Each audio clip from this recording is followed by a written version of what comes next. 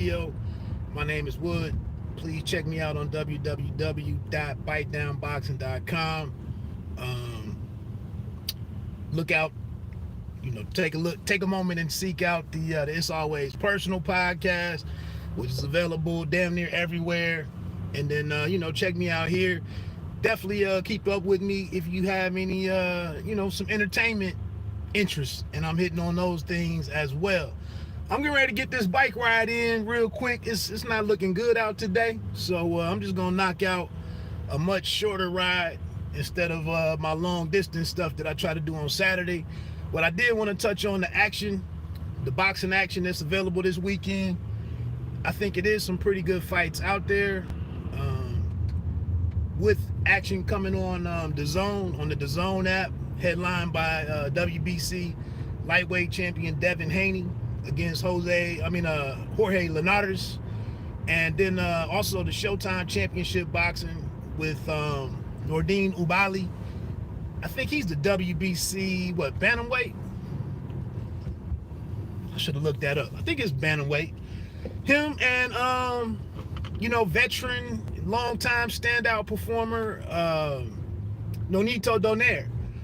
A really excellent fight, honestly. This one got pushed back out of the 2020 calendar or schedule with some COVID tests or false positives or whatever for 38-year-old Nonito Donaire. And then, it messed up him trying to capitalize off a really excellent performance against one of the best fighters in the sport in the World Boxing Super Series finale, when he took on Inoue and really exceeded everybody's expectations. So those are the two main fights tonight. I was just kind of looking this week to see what the public interest was in these two fights. And with both of them being behind paywalls, DAZN having his subscription, Showtime having his monthly subscription and whatnot, and then Showtime, let's be honest, struggling to really put up great numbers with its boxing, at least for linear views and whatnot. So it is what it is. But like I said, these are really intriguing, compelling fights that really deserve some attention. I'll get into that right now. Let's start with the Showtime fight. Like I said, Oubaali he's a pretty, I believe he's from France, but a pretty skilled boxer. Really a good fighter. I saw him take on Inoue's brother. I believe that was before, it was over in Japan. He can do it all. I think it'd just be key to him to avoid having a slow start. How does Donaire come out? How does he look at his age? Historically, we've had a lot of concern about older fighters at the lighter weights, but we just saw Chocolatito have some success and a major rebound in his overall career, and then with Nonito himself making it into the finals, even though he had a little help. But with Nonito Donaire making it to the finals of the World Boxing Super Series after coming back down from, I believe he went as high as featherweight. So that's really going to be a great matchup of will and skill, good boxing. I want to see if Donaire, maybe he can have some big moments early with his power. And then we'll see if Oubaali can really make a splash in the States and really show that he has staying power as a champion and as a major player in that division. So a lot to take in there. A lot of important details, implications for unification in that division and whatnot. So I'm excited about that. In the co-main event on that one is 140-pounder, I guess, contender in Subriel Matias. Forgive me, I don't have his opponent's name in front of me, so I'm not even going to try to pronounce it. But I think the kid is undefeated, and there's a lot of interest in this. It's a tough fight. And let's be honest, looking at how this thing all fits together, the PBC right now is really in a bad spot from featherweight all the way up to junior welterweight. 140 pounds. They have a lot of good fighters, a lot of good names, but these guys are kind of in a holding pattern because they can't, a lot of them can't get into position to have like a fight that moves them up vertically to go and chase, an eliminator or a championship bout. You got Teofimo Lopez over at Top Rank with all the belts at lightweight, and then you have Taylor with all the belts at junior welter at 140, and then Top Rank is really positioned well at 130 and 126. So this is a hell of a fight for Matias, who I like to see stay active and whatnot. Good puncher, really aggressive fighter, really hungry dude. So this is a good fight for him, and it's not a fight necessarily upwards, but it's a way to stay busy and for us to get more eyes on him and see what the kid is about, and how he fits in the championship picture if he's given that opportunity. I can't remember who the opener is on that one. I can't even think of who that one is on show, but it's a triple header. Gary Antoine Russell against Giovanni Santiago. So that speaks for itself. Russell is up, what is this? I think 140 pounds, I believe. So obviously he's right there in the mix. This is a way for him. We see him take on a guy that just had a fairly decent night against some people's champ in Adrian Broner. So if Russell was able to move past him, it moves him up into the mix of things. Getting over to the DAZN card, not a whole lot there below the main event. I do happen to agree with Tim Bradley. I'm doing a lot of that lately. I don't have to kind of make my own argument up. I can just piggyback off of what he's saying, but I think it's imperative for Devin Haney. He didn't fight anybody for the belt. His resume doesn't really have a whole lot of great names on it and whatnot. But this is a good opportunity to start doing something about that. And the pressure is on the kid because he's looked at as a light puncher, pillow-fisted and whatnot. I know he had the big knockout of Antonio Moran. I think that was in D.C. maybe. But, he went the distance with Gamboa. Some people didn't care that he won 10 or 11 rounds, maybe all 12. So it's, some pressure on the kid to deliver. And I think it's incumbent on him to just look good. The one thing out there for Linares is that we have seen him knocked out before. We've seen him knocked out in the first or second round by the Cano cat. So it's a tough moment for Haney. But, Haney hasn't demonstrated that he's just truly that knockout one-hitter quitter puncher. So it's to definitely get the win. But he is in a tough spot. Public opinion is public opinion. And sometimes in boxing, the only way to silence your critics is really to do what you maybe haven't shown that you can do, at least not consistently. But I think it's going to be a good night for him. Linares has had several, bad moments and big moments. So we'll see what happens there. Also on that card, that undercard is not the greatest.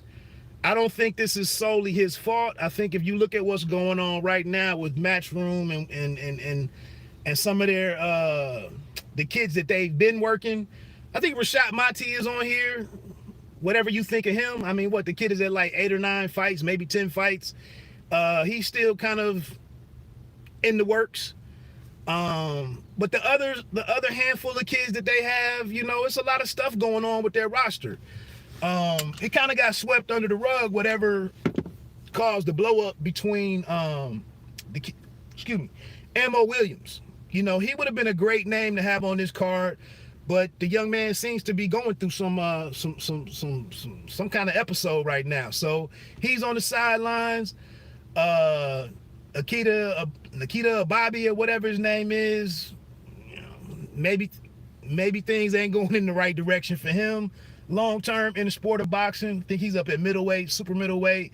The Pacheco of the world, you know, they have who they have on the card. There is going to be the debut of Khalil Coe, kid out of off the East Coast. Looks great, you know, physically he looks great.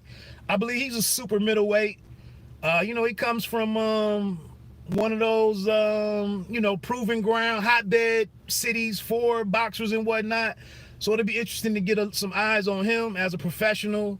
Then you have the Chantel Cameron and Melissa Hernandez fight. I think it's going to be a pretty good fight, but I really haven't seen Cameron, so I don't have much to go with on her. Ramla Ali is also on that card. She's coming over from the UK. I'm really not that familiar with her opponent, but it's a lot of buzz around Ali, relatively speaking. So I want to see what she does.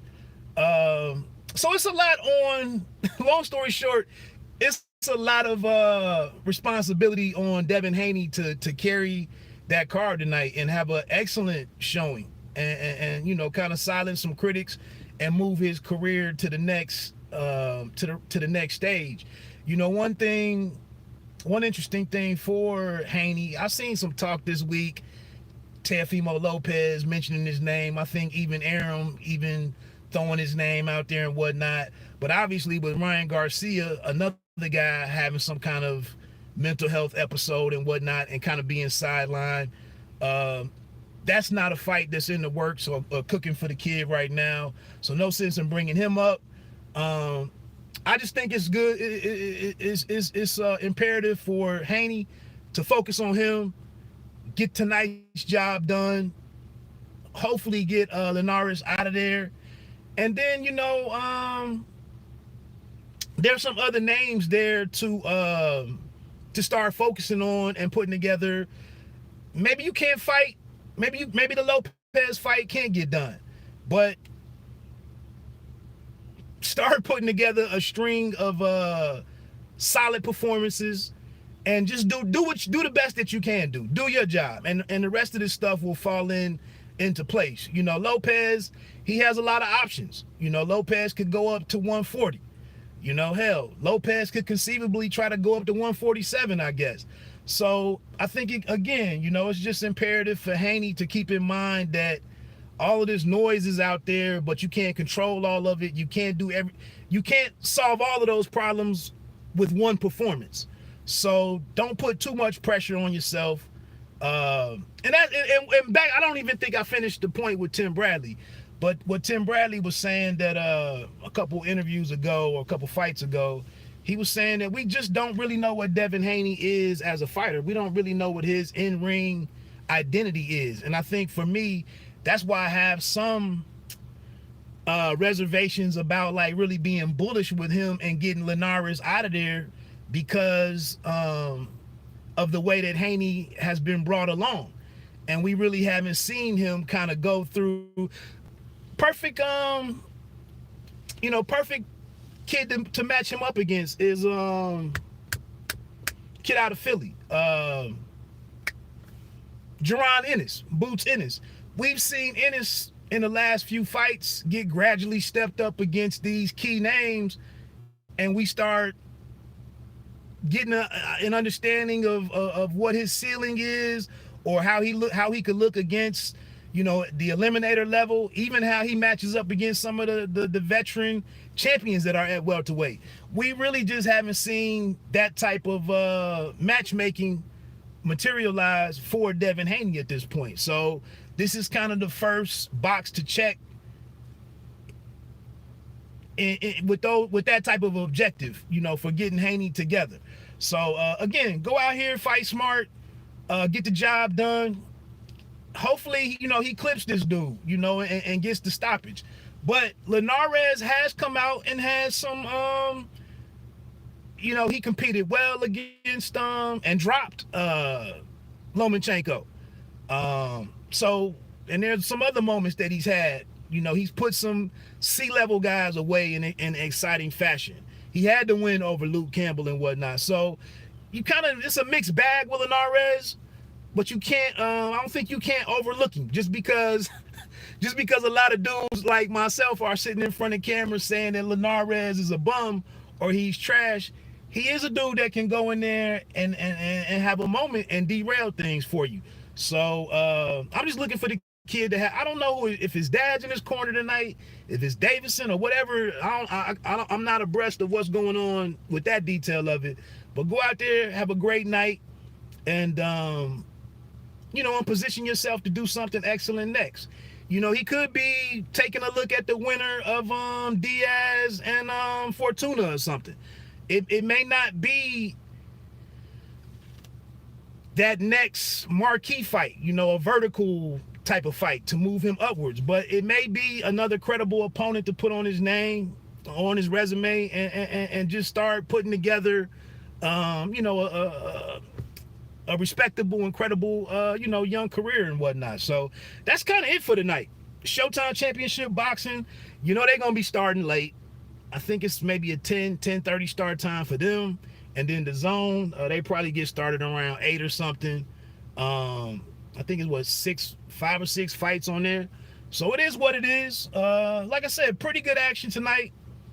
I didn't see all of the major excitement around covering the fight week stuff this week. I know I didn't really make a big push to participate in any of the Zoom conferences and whatnot. And I guess the Zoom stuff will start to be getting phased out here as events go back to with events going back to having fans in attendance and whatnot. So I would imagine some of those it was a Lopez and Cambosos Zoom conference this week. It was 2 of those, I believe. I didn't even bother messing with those. But again, I think now that boxing is kind of, the whole sports world is kind of getting back to business as normal, I would imagine some of those virtual situations start disappearing. So it is what it is. Let me get on out of here, knock out this work for the day. Enjoy your fight night. Tomorrow morning, I might go live tonight and talk about the fights. Especially if my wife goes to sleep early and I don't have nothing to do. Or I might get on tomorrow at like 11 Eastern time or something and talk through the fights. We'll see. Anyway, enjoy yourself. You know, feel free to weigh in the comments, anything you're looking forward to on any of the cards, any of the matchups that, you know, you're keen on, or, you know, your thoughts.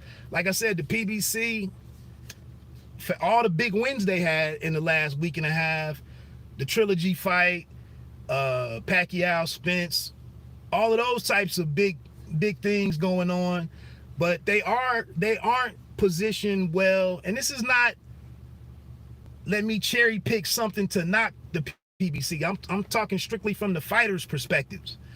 Right now, from 126 to 140, if you're on the PBC roster, it's kind of difficult for you to do anything to really advance your career if you're looking for a title eliminator or a championship fight. So it becomes very difficult right now. You might have to take some high risk, low reward type fights, because Top Rank has a lot of that real estate locked up with the champions. So that, for me, the way that I watch the sport, without dick riding for the PBC or Top Rank or the Zone, I'm looking at, it's a few kids out there, it's a few fighters out there that really deserve championship opportunities and big time fights. But because the business is what it is right now, a lot of these guys can't do anything. So what do they do for the, you know, especially at 140, well, 135 too, both of those divisions, until those guys decide what they're going to do with carrying those 4 belts fight after fight and paying for sanctioning fees per fight. What, you know, if you're over at the PBC, what do you do? Robert Easter Jr., what do you do? Subriel Matias, who fights tonight, if he wins, what does he do? Christopher Colbert, what does he do? You know, Tank is up here fighting for another regular belt. He probably doesn't really give a damn because he's fighting on pay-per-view, so that's not a concern. You know, the belts aren't really aren't important for him. But there's some guys out here, they really, especially, say what you want, any fighter who's going for his first world title, the belts mean everything in the world. That's why you got involved in this shit.